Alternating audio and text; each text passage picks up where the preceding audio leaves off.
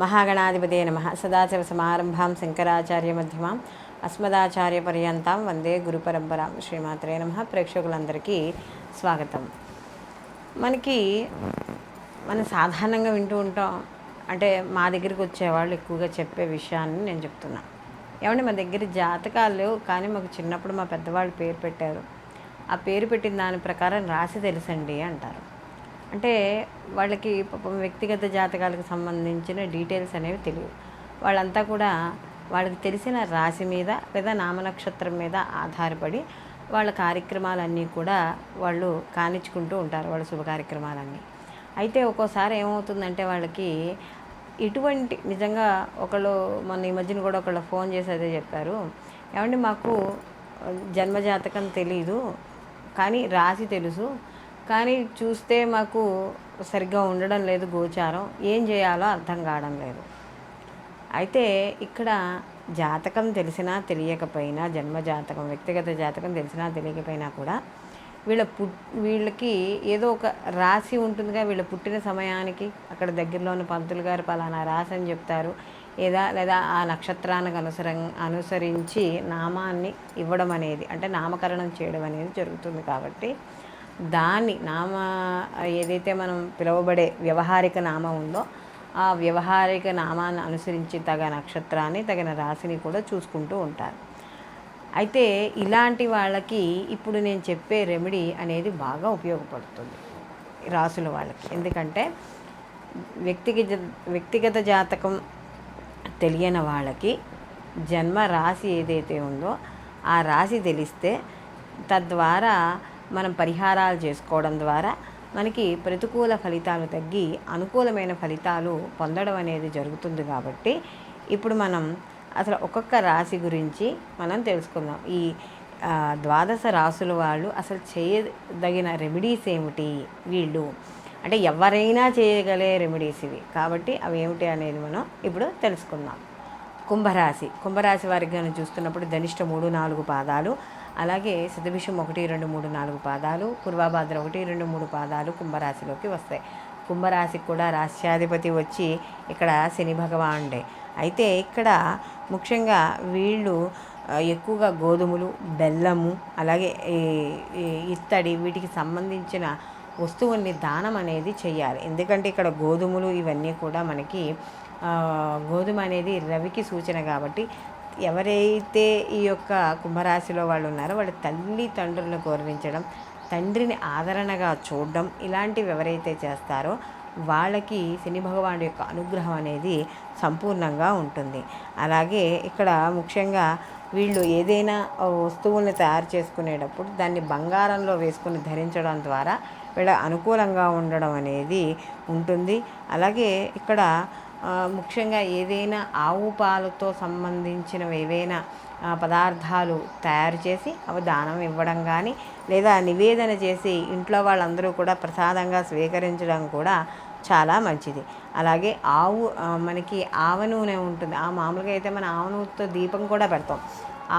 ఆవ నూనెతో దీపం పెట్టడం, మర్రి చెట్టు దగ్గర దీపం పెట్టడం కానీ, లేదా ఆవ నూనెతో ఇది రొట్టెలు తయారు చేసి కుక్కలకు పెట్టడం ద్వారా కూడా మంచిది. లేదా కుక్కలు ఉంటే కుక్కలు, లేదా మనకి ఆవుల దగ్గరలో ఏమైనా గోవులు ఉంటే గోవులకు కూడా ఈ గోధుమ రొట్టెలు ఏవైతే ఉన్నాయో వాటిని పెట్టచ్చు. అలాగే ఇక్కడ కాలభైరవుడు ఉంటాడు కదా, కాలభైరవుడి దగ్గర కూడా ఇక్కడ నివేదన, మనకు తోచిన నివేదన ఏదైనా చేయడం, కాలభైరవ ఆరాధన చేయడం. ముఖ్యంగా చూడండి, మనకి ఈ మహాకాళేశ్వరం అటువైపు టెంపుల్స్లోకి వెళ్తే భైరవుడికి మద్యాన్ని నివేదనగా చేస్తారు. అంటే ఈ మన ఎవరైతే ఈ మద్యం షాపుల్లో అమ్ముతారో ఈ మద్యాన్ని ఇవ్వడం అనేది జరుగుతుంది. అయితే దాన్నే ప్రసాదంగా కూడా వాళ్ళు ఇవ్వడం అనేది కూడా జరుగుతుంది. కాబట్టి కొంతమంది ఈ భైరవుడికి ఈ మద్యాన్ని కూడా నివేదన అనేది చేస్తారు. అలాగే శని భగవానుడికి అధర్మంతో పాటుగా అబద్ధాలు ఆడడం కూడా ఇష్టం ఉండదు. కాబట్టి ఇప్పుడు అసత్యవాక్యం అనేది ఎక్కడ వీళ్ళకి పనికిరాదు. అలాగే మాంసాన్ని ముట్టరాదు. అలాగే ఏదైనా ఎప్పుడైనా శని భగవానుడు ఉన్న స్థితి కానీ సరిగ్గా లేకపోతే శని భగవానుడికి కాస్త జపం చేయించుకోవడం అనేది చాలా మంచిది. అలాగే ముఖ్యంగా ఎప్పుడూ కూడా సర్పాలని చంపడం కానీ లేదా ఛేదించడం కానీ ఇలాంటివి ఏమీ కూడా చేయకూడదు. అలాగే శనివారం వ్రతాలు కానీ, శనివారం మనకి వెంకటేశ్వర స్వామి వ్రతాలు అలాంటివి ఉంటాయి కదా, అలాంటివి తప్పనిసరిగా పాటించాలి. అలాగే ముఖ్యంగా ఈ యొక్క ఇంట్లో ఓకే శని భగవానుడు కానీ చూసుకున్నప్పుడు నల్లటి వస్త్రాలను ఎవరికైనా దానం ఇవ్వడం కానీ ఇలాంటివి చేసుకోవచ్చు. ముఖ్యంగా అంటే ఈ శని భగవానుడికి మనం ప్రతీకగా నువ్వులను, గానుగు నూనెలు ఇవన్నీ చెప్తూ ఉంటాం కదా.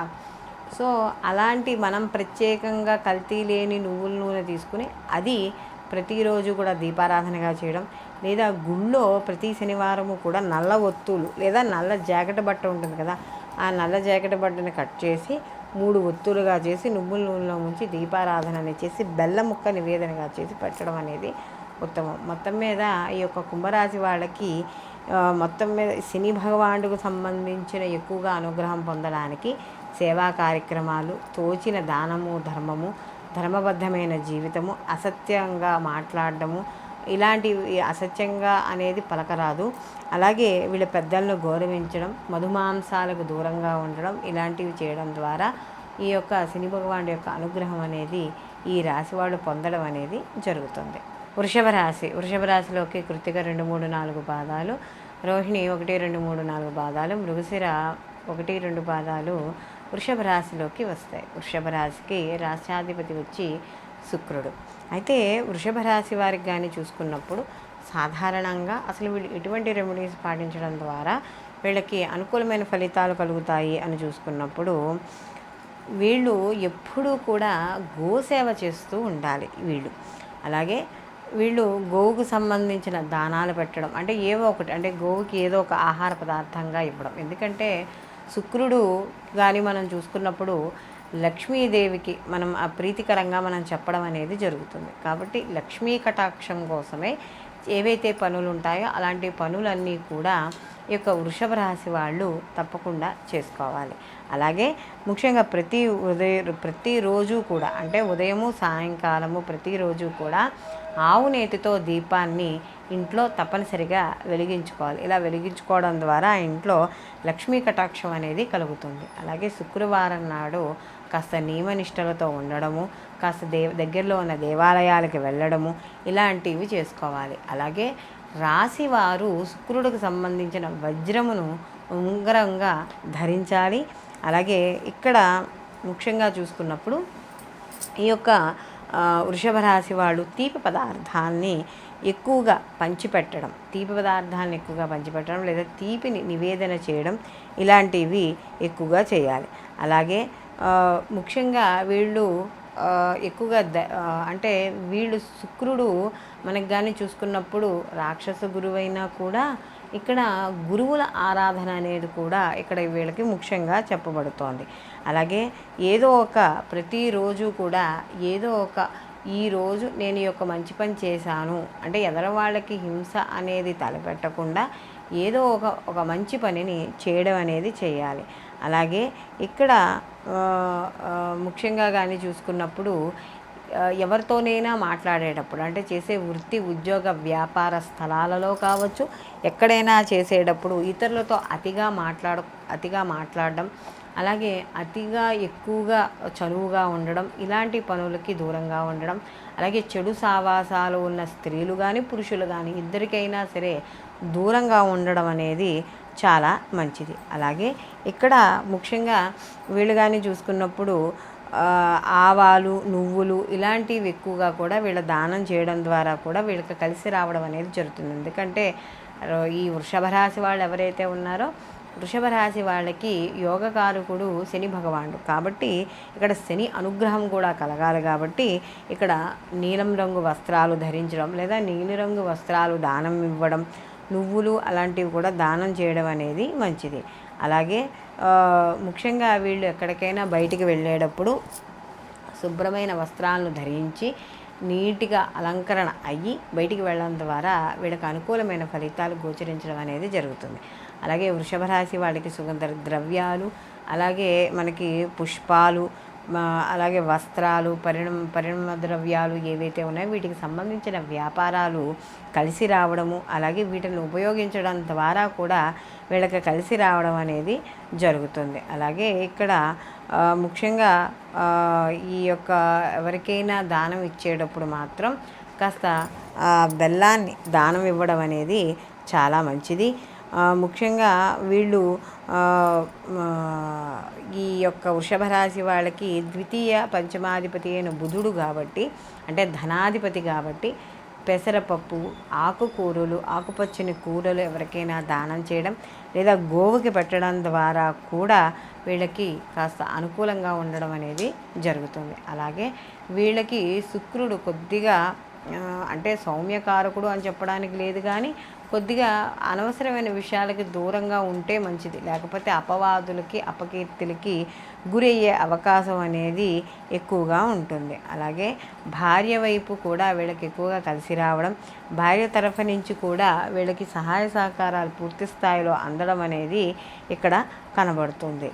ముఖ్యంగా వీళ్ళకి అంటే ఇక్కడ శుక్రుడు కూడా గురువే కాబట్టి ఎవరిని కూడా మోసం చేసి డబ్బులు తీసుకోవడం కానీ ఇలాంటివేమీ కూడా ఇక్కడ చెయ్యకూడదు. అలా అధర్మం పాటించడం ద్వారా కూడా కొంత అపకీర్తికి లోనయ్యే అవకాశం అనేది కనబడుతుంది. ముఖ్యంగా ఈ రాశి వాళ్ళు ఎక్కువగా ఇతర వ్యాపకాలకు కానీ ఇతర వ్యసనాలకు కానీ, అయితే ఏవైతే సమాజంలో వ్యతిరేక శక్తులు ఉంటాయో వాటికి కొంత వశమయ్యే అవకాశం ఉంటుంది కాబట్టి అలాంటి వాటికి వీళ్ళు దూరంగా ఉండడం అనేది మంచిది. అలాగే వీళ్ళు ఇంట్లో మొక్కలు పెంచుకోవడం, అంటే శుభకరమైన మొక్కలు అంటే తులసి, ఉసిరి, మారేడు, లేకపోతే తమలపాకులు ఇలాంటి మొక్కల్ని పెంచడం ద్వారా వీళ్ళకి ఇంట్లో శుభకరమైన వాతావరణము, సంతోషకరమైన వాతావరణము కూడా వీళ్ళకి చోటు చేసుకోవడం అనేది జరుగుతుంది. అలాగే వీళ్ళు ముఖ్యంగా మనం చెప్పుకున్నట్టుగా శుక్రవారాలు తప్పకుండా ఆహార నియమాలు పాటించాలి. స్త్రీలు అయితే లక్ష్మీ ఆరాధన చేయడం, పురుషులు కూడా లక్ష్మీ ఆరాధన చేయడం ద్వారా ఎంతో విశేషంగా వీళ్ళకి కలిసి రావడం అనేది జరుగుతుంది. అలాగే వీళ్ళకి శుక్రవారం నాడు అమ్మవారికి పరమాన్నాన్ని నివేదన చేసి ఆ నివేదన చేసిన ప్రసాదాన్ని స్వీకరించడం ద్వారా కూడా శుభ ఫలితాలు అనేవి తప్పకుండా కలుగుతాయి. అలాగే వీళ్ళు ప్రతిరోజు కూడా ఈ వృషభ రాశి వాళ్ళు కనకదార స్తోత్రాన్ని కానీ లక్ష్మీ అష్టోత్తరాన్ని కానీ పారాయణ చేయడం ద్వారా వీళ్ళ జీవితంలో ఎప్పుడూ కూడా ధనానికి కానీ సంతోషానికి కానీ ఎటువంటి లోటు కూడా వీళ్ళకి ఉండదు. కాబట్టి ఇప్పుడు మనం చెప్పుకునే వృషభ రాశి వాళ్ళ రెమెడీస్ అన్నీ కూడా మనం సాధారణంగా అందరూ చేసుకోగలిగినవి, చేసుకోదగినవి కూడా కాబట్టి చేసుకుని అందరూ కూడా ఆయురారోగ్య ఐశ్వర్యాలతోనూ ఇష్ట సంపదలతోనూ తులదూగాలని మనస్ఫూర్తిగా కోరుకుంటూ సర్వే జనా సుఖినో భవంతు, లోకా సంస్థ సుఖినో భవంతు.